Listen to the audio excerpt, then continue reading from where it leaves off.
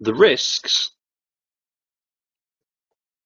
are what we're going to look at in terms of risks on the implementation of the plan, i.e. what will stop the project from being successful.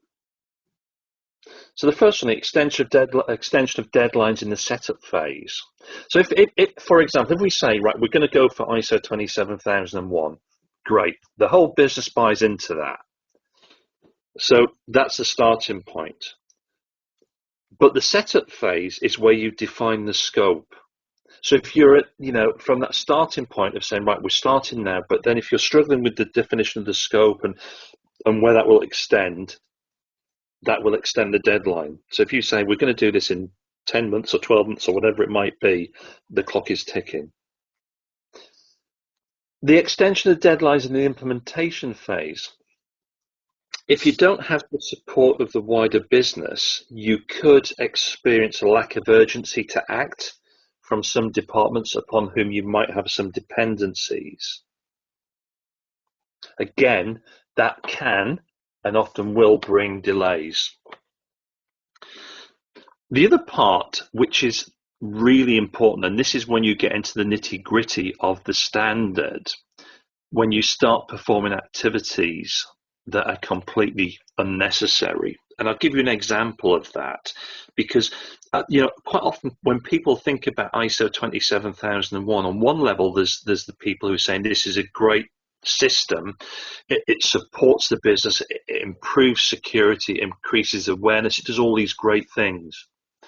And on the other side, you've got a small group invariably who think it's the business prevention department, and it's designed to make life difficult. Well, clearly that's not the case, right? But it can be if things are not thought through properly. So, for example, when you're looking at creating policies and processes and instructions, are they necessary? So, of course, you've got the mandatory controls, but then you've got a whole list of them in Annex A. You do not have to use or implement all of the controls in Annex A, right? Provided you can justify why you do or why you don't.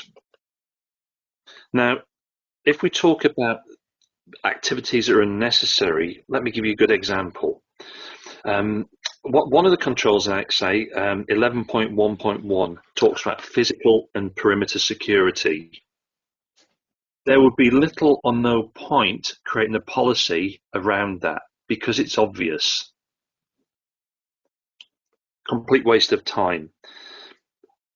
Also, when people start to create policies around things, then, sorry, when I say a waste of time, it may not be a waste of time depending on certain scenarios, but generally speaking, it's not necessary.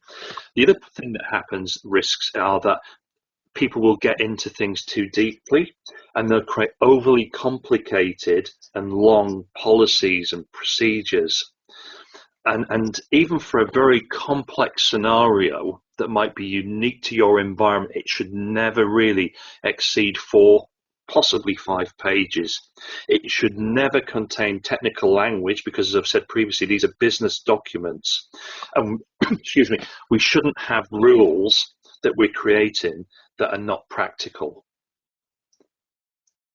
So we can create monsters if we're not careful. But we've got to remember this is a business document that's got to be able to be consumed easily by everybody within the business. And that is one of the biggest risks, creating unwieldy and unworkable documents.